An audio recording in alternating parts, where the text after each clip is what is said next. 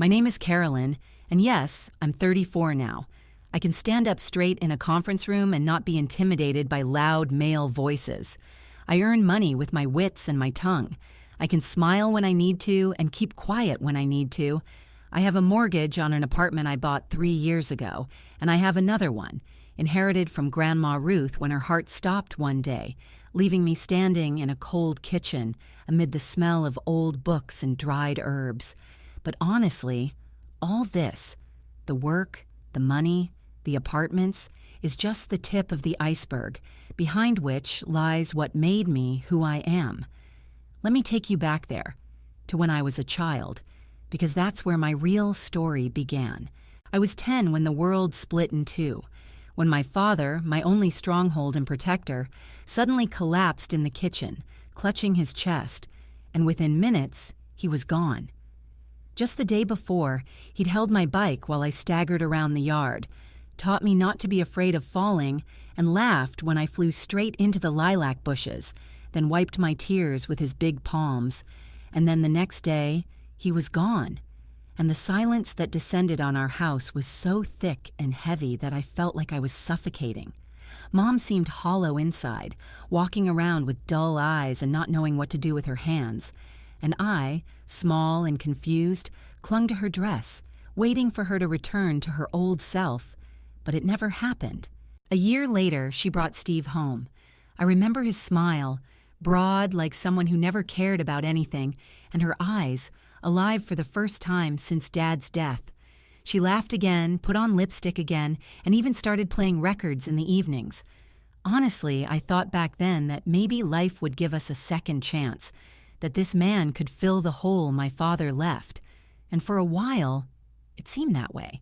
But when I turned 12 and my mother gave birth to my half-sister Emma, everything in the house changed beyond recognition.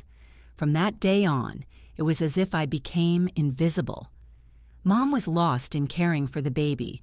Steve hovered around the crib as if his own daughter were the only one in the world. And me? I found myself an unpaid nanny and housekeeper. "Carolyn, watch Emma while I shower," Mom would snap without turning around.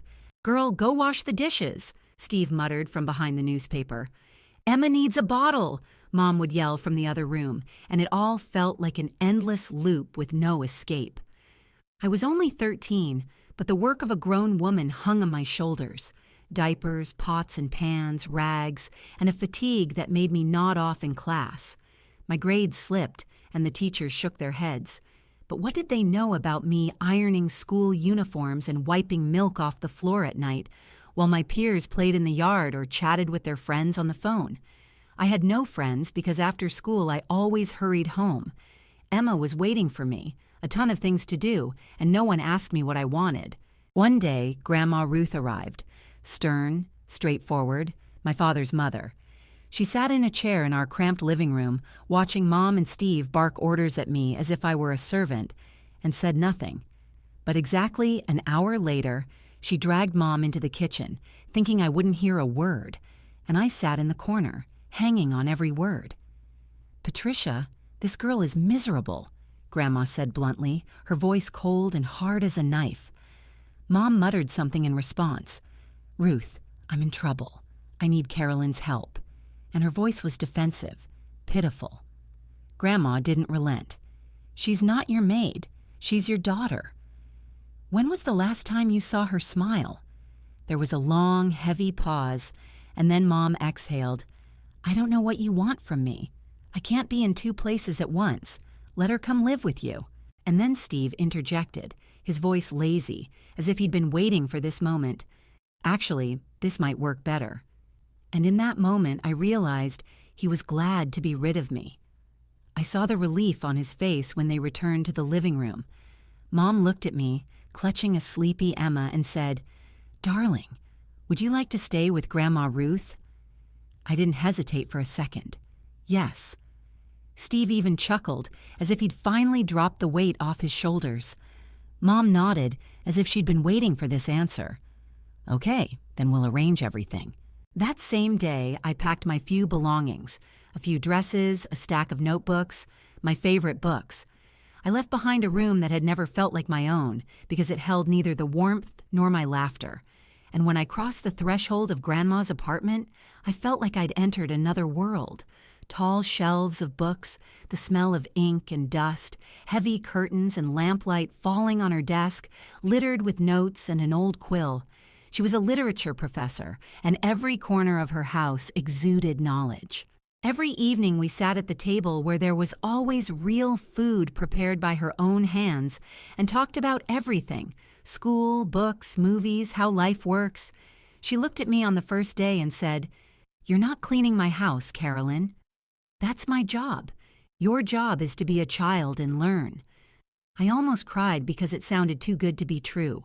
For the first time in a long time, no one was yelling at me, barking commands at me, demanding bottles or dirty dishes. Grandma seemed happy to have me around, and it was a new, frightening, and wonderful feeling to be wanted.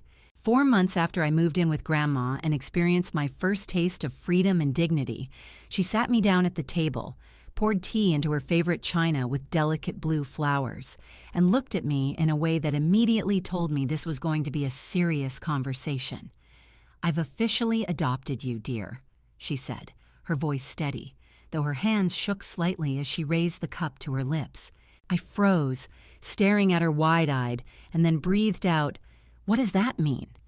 She put the cup down and replied as if she were giving a lecture at her university. "It means you're now legally my daughter, and this house is your home, for as long as you want it to be." I remember feeling torn in two at that moment. One part of me crushed by the realization that my own mother had so easily discarded me, as if I were something unwanted, superfluous, like an old chair being carried out into the street.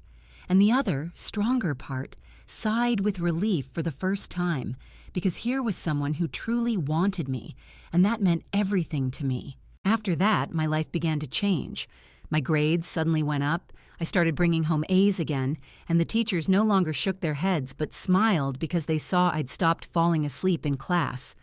At school, I finally made friends, real friends with whom we laughed, shared secrets, argued over boys, and in the evenings I'd sit up late with books from my grandmother's collection, devouring them one after another, as if I were starving. I learned to breathe deeply. For the first time since the day Dad died, I felt like I belonged somewhere, that I had a home and someone who looked at me with pride, not irritation. I rarely saw Mom, Steve, and Emma. On holidays or birthdays, I'd show up at their house, and everything there was tense, polite.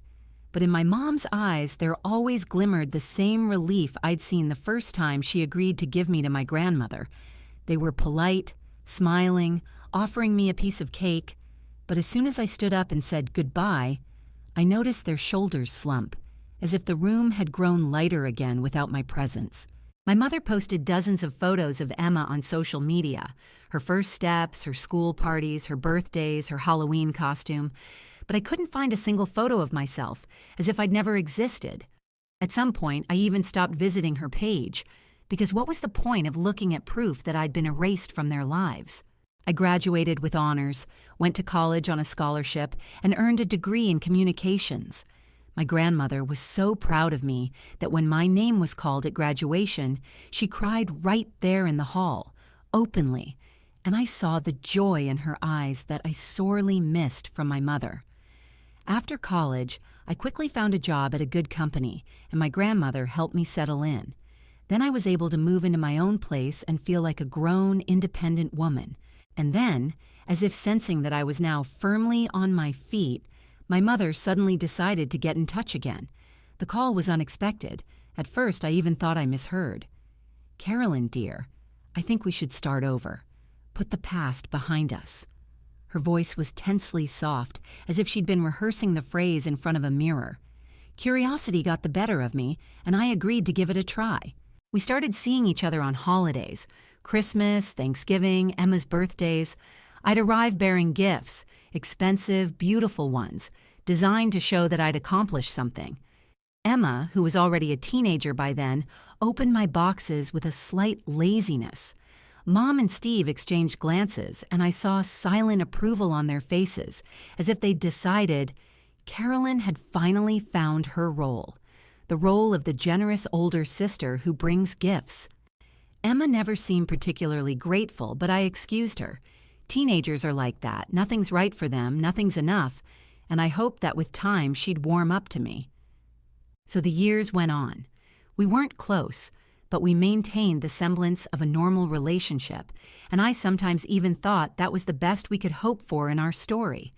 Not love, but at least polite coexistence. And then last year, my grandmother died. She was 89. She lived a long life, and everyone said her passing was quiet and dignified. But for me, it was a loss that left a hole in my chest. She was the only real parent I ever knew, and her death broke my heart so much that to this day, I sometimes find myself wanting to call her and tell her about it. When her will was read, I learned that she left me her apartment and $150,000, and it felt less like a gift than a heavy burden, because I would give anything to have her back. But that wasn't even the most astonishing thing. I learned that the house Mom and Steve had lived in all this time also belonged to my grandmother. She'd owned it for decades, and when my father died, out of pity and kindness, she'd let Mom stay there. It was a shock. For so many years, I'd thought they were living their own lives, and it turned out their lives were held together by my grandmother's generosity. I didn't know what to make of this information and decided to leave it at that, because Mom had never mentioned it, and I didn't want to be the one to ruin her illusion of independence. A few weeks later, Mom called me and asked if Emma could live in Grandma's apartment while she went to college, and I said yes because it felt right, even though I was losing my steady rental income. I wanted to believe we were building something resembling a family, that we were healing old wounds. And for a while, that's exactly how it looked. We'd gather, laugh at the table, take photos, and I thought maybe we'd finally made it as a happy family, or at least that's what I thought.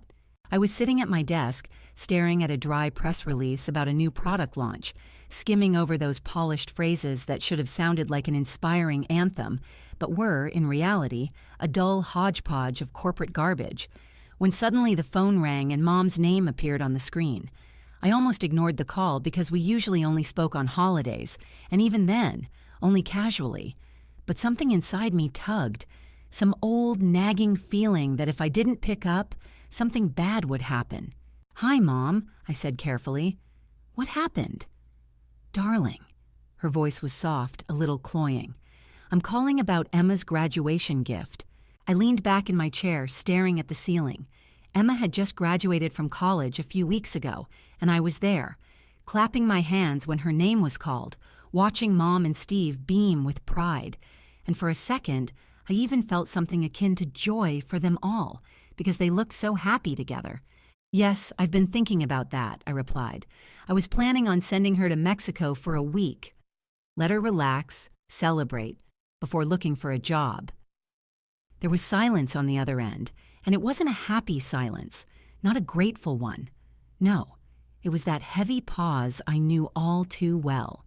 "Well, of course that's not bad," Mom finally said, "but I think she needs something more substantial." I frowned. My heart sank. "More substantial? Mom, a week in Mexico isn't cheap. It's a wonderful gift. Carolyn, you know that." Her voice took on that old steely edge that used to make my stomach clench as a child. "Emma's been living in your grandmother's apartment for a year now. She's used to having her own space. A young woman needs a place to live, a place to build her life." I closed my eyes, immediately understanding where she was going with this, and I didn't like it at all. "Mom," I said sharply, "Emma lives there for free. Can you imagine what other students pay for apartments like that? She's already gotten a huge deal." "Nobody's saying she has to move out," Mom interrupted, "but you could, well, consider giving her this apartment." I almost laughed with anger. "I'm not giving her the apartment, if that's what you mean," I said, and felt my fingers clench into fists. "Carolyn," my mother's voice became sharp, almost cutting, and I heard in it the same coldness that once made me cry at night. "She's your sister. Family helps family. You've always been generous. You paid for her college, supported her. How is that worse? Because helping with tuition is one thing, but giving her the apartment is quite another, I snapped. You already have your own place. You don't need 2 apartments, she said, as if I had an extra dress in my closet. I took a deep breath, trying to stay afloat, not to break down. Mom, I'm not going to explain my financial decisions to you. The trip to Mexico is a generous gift. Emma should be grateful. Grateful, she mimicked, raising her voice. After everything we've been through as a family, after we've tried so hard to mend our relationship, this is how you repay me. And what exactly am I supposed to repay? I couldn't resist. I've already done more for her than anyone. I paid for 4 years of college. I gave her a roof over her head for free when I could have made money on rent. What more do you want? I want you to do the right thing. To help your sister start her life. Her voice turned icy. Free housing is a help, Mom. It's a huge help, I replied. And there was a moment of silence on the line. I hoped she'd finally heard, finally understood. But then she said slowly and firmly, "Think about it, Carolyn. Seriously, think about it. You have a chance to do what needs to be done right now." I stared at the wall, feeling anger and resentment welling up from deep within, and exhaled, "I've thought about it." A trip to Mexico is my final offer. She didn't answer. She simply hung up without saying goodbye. I sat in my office, clutching the phone in my hand, and felt that same old knot tying itself in my stomach. A familiar one from childhood, when I knew that no matter how hard I tried, they would never be enough. They would always expect more, demand more, greedily squeeze everything they could. I shook my head, forced myself to return to the screen, to those dry lines of the press release, and decided that this conversation was over. 2 weeks passed. No calls, no messages. I almost believed that my mother understood, that she had accepted my decision, and that we would leave this topic in the past. Emma will go to Mexico, have fun, come back with a tan and new memories, and life will go on. My phone vibrated, the screen flickered, and I instinctively reached out to check it, thinking it was some work email or a newsletter notification. But it read, "Mom tagged you in a post." I froze because Mom almost never tagged me in anything. She never cared about social media, and when she did write something, it was just banal Christmas wishes. I tapped the notification and felt my blood run cold. A photo from last Christmas opened on the screen. The 4 of us standing by the Christmas tree. Mom, Steve, Emma, and me all smiling, looking like a normal, respectable family, as if we'd never had these endless squabbles and grudges, as if we were truly happy. But it wasn't the photo that made my hands shake. It was the caption underneath. Carolyn promised to give her little sister the apartment as a college graduation gift. I thank God for such a generous and kind older daughter. I reread it 3 times, hoping I'd somehow misread it, that it was a weird joke or an autocorrect error. But the words were there, and each one hit my temples.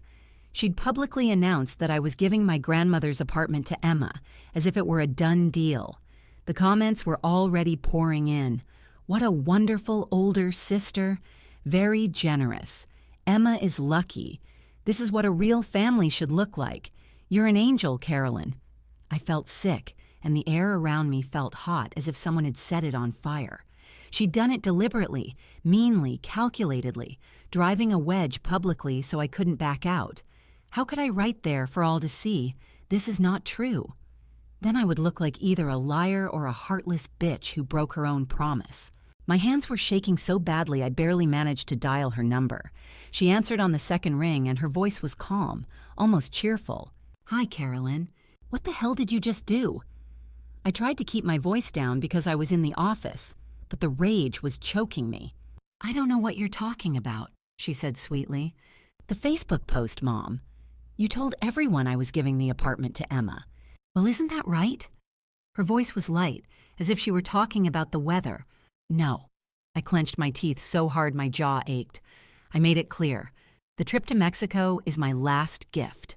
"I thought you'd change your mind once you had time to think it over," she drawled, and there was so much venom in those words that it took my breath away. "Wait, did you lie to everyone on social media? Are you out of your mind?" This time she stopped pretending. Her voice became cold, harsh, alien. I wrote this so you couldn't refuse. I pressed my hand to my temple because the walls of the office seemed to be floating. What was all I could manage? Emma's graduation is this Saturday. We're going to Romano's. There will be about 50 people there. Family, friends, her classmates. You'll come with the deed to the apartment and the property transfer documents. Everything has to be signed and ready. I couldn't believe my ears. And if I don't? Then everyone will know you're a liar. Her voice was steely. I'll say you promised your sister an apartment and then broke your word. You work in PR, Caroline. What would it look like if word got out that you couldn't be trusted? Do you really think your company would want to keep an employee with such a reputation? I was speechless. My own mother had threatened to ruin my career, my life. You have until Saturday, she said and hung up. I sat staring at the phone, my heart pounding so hard it felt like it would burst.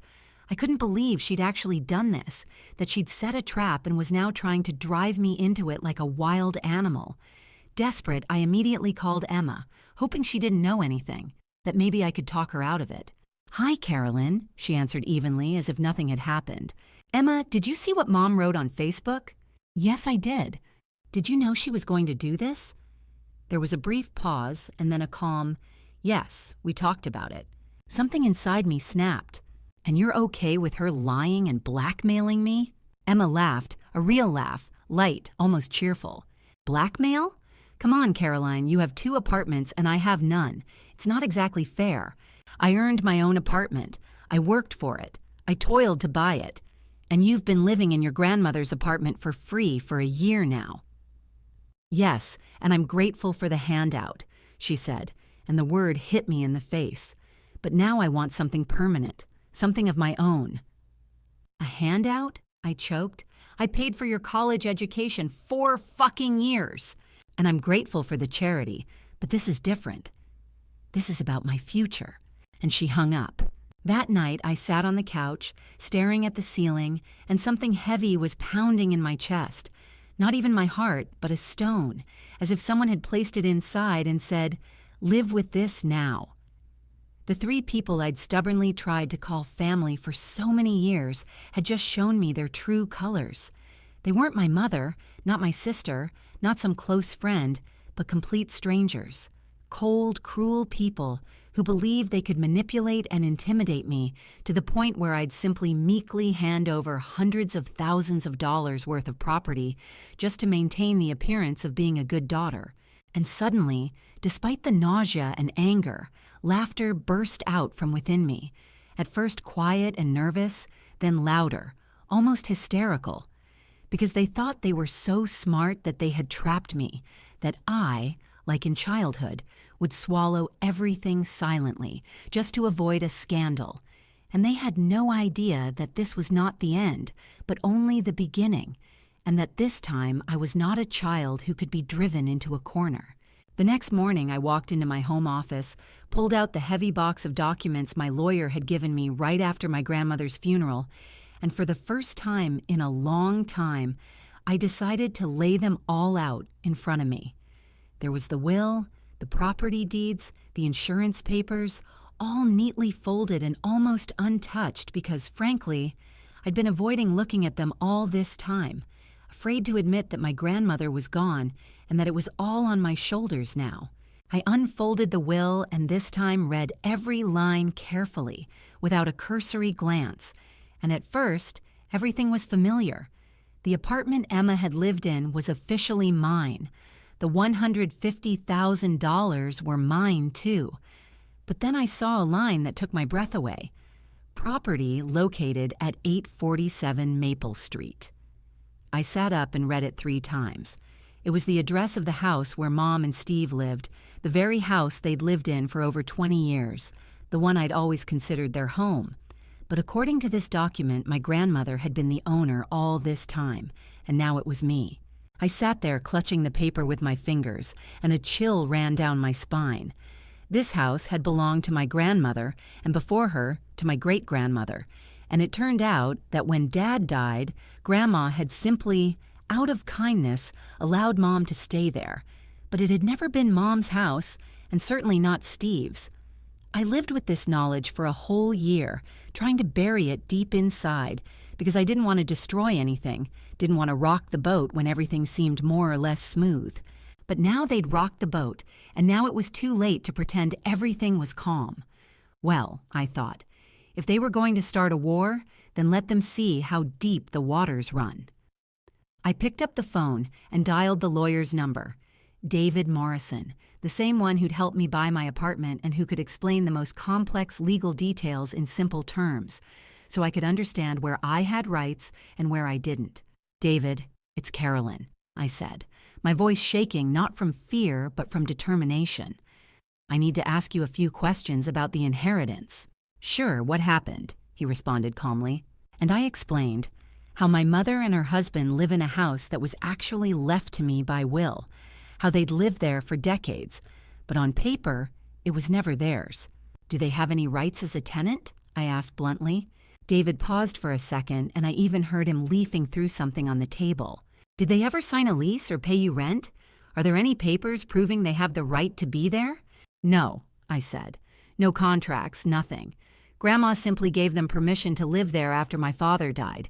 Then legally they're considered guests," he said evenly. "Or legally, licensees. You have the right to ask them to leave at any time. A formal eviction procedure wouldn't be necessary in that case." I took a deep breath and asked, "What if I still want to make it official? With paperwork, with notices?" "We can prepare eviction notices," David said. "That will create a paper trail and make it clear it's a legal matter. How much time do you want to give them?" I closed my eyes and thought of Saturday's party, my mother's smug voice on the phone, Emma's laughter, her word handout. 30 days, I said. "I want them to know they have a month." "I can prepare the paperwork tomorrow afternoon," he replied, "and the same goes for the apartment where your sister is currently living." "Yes," I said, "that applies to both properties." There was a pause and David asked, "Carolyn, can I ask what's going on here? This sounds sudden." I gave him a brief rundown of the situation, the Facebook post, the public blackmail, the threats to my career. David whistled. "Wow," he said. "Okay, we'll prepare the paperwork immediately. But Carolyn, you need to document everything. Save those posts. Record the conversations, if that's allowed in your state. That could get you into serious trouble." I smiled bitterly, even though he couldn't see me. "I'm already ahead of you on that, David." After hanging up, I leaned back in my chair and for the first time in weeks, felt the corners of my lips tugging upward. It wasn't a warm, kind smile, but something sharp, like a knife, something predatory.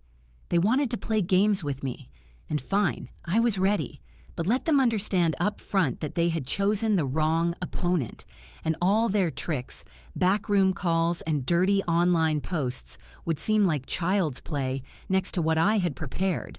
Saturday arrived and I went to Romano's, surprisingly calm, as if everything inside me had calmed down with the decision I had made, as if the road had already been cleared and all that remained was to walk it. That morning, I'd picked up the eviction papers from David, and now they sat in my bag, neatly bound, sealed, signed, cold and merciless as a death sentence.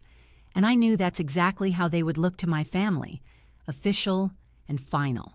When I walked into the restaurant, the air was thick with the smell of food and wine, balloons were everywhere, and a large banner with the name Emma shone over the long table, and everything looked exactly the way my mother liked it. Loud, ostentatious, expensive, and with that veneer of decorum that always hid her greed. As she'd promised, there were about 50 guests, distant relatives I hadn't seen in years, Emma's college friends, neighbors, familiar families, all of them sitting with drinks and laughing as if life around them was easy and beautiful. I noticed Emma right away. She was wearing a new dress, a light one, clearly made of expensive fabric, and she was laughing among her friends. When she saw me, she waved and smiled so sincerely that something in my chest fluttered, and for a moment I felt awkward, thinking I was about to ruin this window dressing of happiness. But Mom didn't let me dwell on that feeling. She was almost immediately there, leaning closer and whispering, "Carolyn, did you bring the papers?" There was a hint of steel in her voice and a coldness in her eyes, the same one I'd known since childhood, when any "no" from me turned into a storm. "We'll see, Mom," I replied, and I felt Steve already reaching out to me, hugging me awkwardly like a stranger, saying with strained warmth, "Good to see you, Carolyn." "Big day for Emma, huh?" I merely nodded. Of course. I chatted with my relatives, ate, smiled, pretended everything was fine, but deep down I knew my mother was watching me, waiting, barely hiding her impatient certainty that I would play along in her performance today. And then, when the moment for the toasts arrived, the guests began to rise one by one, raise their glasses, and make sweet speeches about Emma's accomplishments, how smart she was, how proud they were of her, how bright her future was. It all sounded beautiful and sincere, but to me it was like distant noise because I was waiting for my moment. And it arrived when my mother stood up and tapped her glass with a spoon. "I want to thank everyone for coming to celebrate Emma's graduation. And I have a special announcement," she said, pausing and then looking directly at me. "Emma's older sister, Carolyn, has some exciting news to share about her graduation gift." In a split second, everyone's faces turned to me, and I felt dozens of expectant gazes on me. Mom smiled her theatrical smile, but her eyes were icy, full of command. I slowly stood up and looked around the room. These people thought they'd witness a moment of family generosity, that I'd hand my sister the keys to the apartment and everyone would clap and cry with emotion, but they had no idea what was about to happen. "Thank you, Mom," I began calmly, "but I have my own announcement." I took out my phone, opened the recording app, and said, "I always record conversations. It's part of my job in PR because people often say one thing in meetings and then pretend it never happened. I've been thinking a lot about Emma's gift this week, and I've decided I won't give anything." The room erupted in a roar. Gasps and whispers erupted. Emma's face went white and my mother froze, her mouth hanging open. "You see, my family tried to blackmail me into giving Emma the apartment I inherited. They posted lies on social media, threatened my career, tried to corner me, and I decided everyone needed to hear the real story." I pressed play, and my mother's voice, hoarse and cold, filled the restaurant.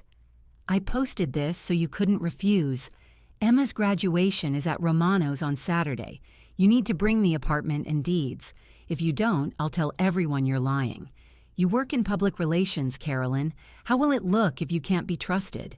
The recording lasted 2 minutes, and at that moment the restaurant was so silent you could hear a pin drop. When it ended, I put the phone away and pulled the papers out of my bag. "What is this?" Mom whispered, her hands shaking as she unfolded the pages. "An eviction notice from the house where you live, the house that actually belongs to me, inherited from my grandmother. You have 30 days to find a new place to live."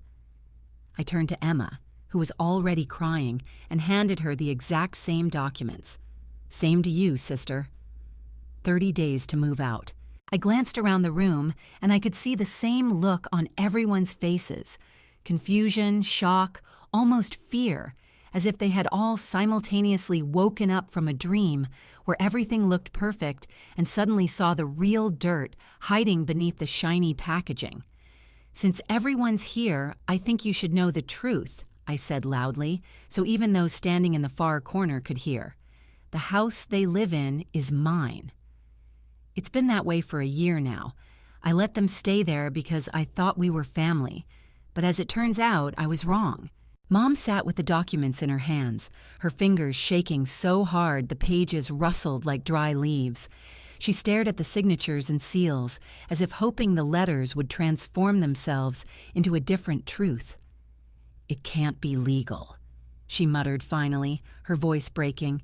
"If you want, call a lawyer," I replied calmly, feeling everything inside me build into a solid wall. "But I'm sure you'll see it's perfectly legal." I turned to Emma, whose eyes were streaked with black mascara. "Congratulations on graduating, little sister. Welcome to adulthood." I didn't say anything else, just turned and walked toward the exit, feeling dozens of gazes piercing my back, but not looking back because I knew this moment would remain theirs, etched in their memories forever. I walked out of the restaurant and breathed in the night air, and for the first time in weeks, my chest expanded easily, without heaviness, without that sticky fear. When I got home, my phone vibrated before I even got out of the car.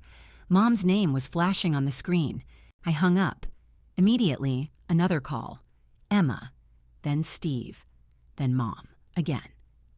By the time I got up to my apartment, there were 12 of them, and my voicemail was full. I didn't even listen. I just poured myself a large glass of wine, sat on the couch, and watched the city lights flicker in the window, and for the first time in my adult life, I felt free of their expectations, their pressure, their dirty games. My phone kept vibrating while I sipped my wine, and finally, out of curiosity, I opened the messages. "Carolyn, please call me. We need to talk. This is all a misunderstanding," my mom wrote. "You can't do this to us." "Where are we supposed to live?" Emma added. "This is crazy, Carolyn." "Your mom is having a panic attack," Steve texted. Then my mom again, "I'm sorry." "Okay, I'm sorry. Please don't do this to your family, Emma. I'm your sister." "How can you be so cruel?" And my mom again, "We raised you better." I couldn't help but laugh out loud. They raised me? My mom, who gave up her parental rights when I was 13? My grandmother raised me, and it's only because of her that I'm even human. I turned off my phone and went to bed relieved, like a weight had been lifted off my shoulders. The next morning, at precisely 8 o'clock, there was a loud knock on the door, and I trudged angrily to the peephole. All 3 of us were standing there. Mom's eyes were red and puffy, Emma looked like she hadn't slept a wink, and Steve looked confused and depressed. I opened the door but didn't invite them in. "What do you want?" I asked coldly. Mom immediately burst into tears. "Carolyn, honey, I'm so sorry. I made a terrible mistake. I just wanted to help Emma start her life, but things went wrong." "You were trying to blackmail me," I reminded her. I know, and I'm so sorry, but please, you can't kick us out of our house. We've lived there for 20 years. "It was never your home," I interrupted. "It was Grandma's house, and she let you live there out of kindness." Steve stepped forward, putting his hands in his pockets. "Carolyn, be reasonable. We can't just find a new place to live in 30 days. You know how expensive rent is these days. You should have thought of this earlier when you decided to steal my apartment," I said, my voice firm without hesitation. Emma couldn't hold back anymore, wiping away her tears with her palms. "Where should I go? I don't have a job. I don't have money for rent." "Figure it out," I replied. "You're an adult now. Remember?" Mom grabbed my hand, squeezing her fingers as if she wanted to hold me by force. "Please, Carolyn. We're family, and family forgives each other." I pulled my hand away. "Family doesn't blackmail or threaten each other. Remember that." And then Steve said something unexpected. "What if we pay you rent? We could sign a contract and pay every month." I looked at him. At least he was the only one trying to think practically. "How much?" I asked. Mom jumped in immediately. "Whatever. We just need a place to live." I calculated it in my head. Their house would have been listed at around $1,500 a month, but after everything they'd done, I decided to lower the price just enough to hurt them, but be manageable. $1,200 for the house, I said, and Emma can stay in the apartment for $1,000. Emma's eyes widened in horror. $1,000? I don't have a job. Then you should find one soon or move back in with Mom and Steve, I replied. The choice is yours. Mom nodded frantically as if clutching a lifeline, and her voice trembled as she repeated, "Yes. Yes, we can pay $1,200. She looked up at me like a schoolgirl caught stealing, and I could almost feel her wanting to fall to her knees, but her pride wouldn't allow it. "When do we start paying?" I asked dryly, not giving her time for more tears. "The down payment is due in a week," she replied hastily, and I quickly added, "Miss the payment, and you're out immediately."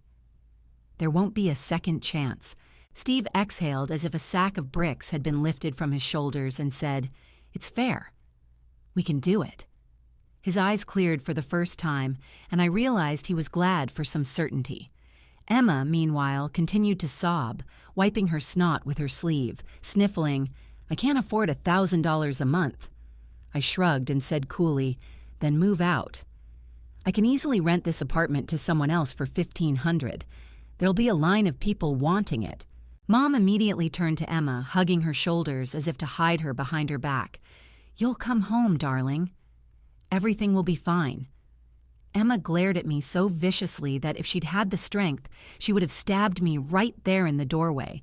But she really had no choice. "I need to sign the lease by tomorrow," I continued firmly, "and I want the first month's rent in advance." They all nodded like mad puppets whose strings had been pulled, and in that moment, I felt the power flowing through me, cold and confident.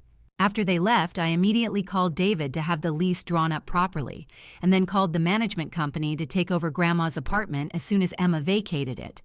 The next day, Mom and Steve, true to their word, signed the papers and shoved $1,200 in cash into my hands, while Emma, clenching her teeth, packed her things and returned to her childhood bedroom, cowering in humiliation and powerlessness. A week later, I put the apartment on the market, and a pretty graduate student quickly found a partner who happily agreed to pay $1,500 a month for a cozy place in a good neighborhood. As the money started pouring in from both sides, Mom and Steve and the new tenant, I suddenly realized I was getting an extra $2,700 a month, and it felt like a gift from above. I used it to make early mortgage payments, and for the first time in my life, I felt in control not only of my destiny, but also of my future. Mom now faithfully transfers the rent electronically every month so we don't have to see each other. The management company handles all the apartment matters, and I no longer have to hear a single excuse or sob story. Since that morning when they came begging at my door, I haven't spoken to them once. Emma sometimes sends angry messages complaining about having to live with her parents again, but I don't even open them. I just delete them like trash. A few months ago, I ran into my mom's old neighbor at the store. She recognized me and said with a smile, "How generous of you to let my family rent from you at such a reasonable price." I just chuckled and said, "Thank you." Generosity wasn't the right word for it, but I didn't argue. Honestly, I stopped considering them family a long time ago. They showed who they really were when they decided they could manipulate and threaten me. Now they're just tenants, business partners who faithfully transfer money to me every month. Meanwhile, I made new friends at work, allowed myself to open up to the world again, joined a book club, and those evenings spent reading and discussing reminded me of my childhood with my grandmother, when she taught me to love words and believe in myself. My life has become calm, free of drama, and it's a silence I treasure. Sometimes I think about my grandmother and what she would have said about all this. I'm sure she would have been proud of me because she always said, "Be strong and don't let people take advantage of your kindness." She used to say that kindness without boundaries isn't kindness, it's a doormat to be trampled on. And I learned this lesson the hard way, but the right way. They wanted to deceive me and rob me, but it turned out the opposite. Now they're paying me. They thought they were cunning, but they forgot one thing. I'm no longer that timid girl who babysat for free and kept silent out of fear. I'm now a grown, successful woman who owns real estate and knows how to protect herself. And I sleep soundly at night knowing this, because I no longer have anything to fear.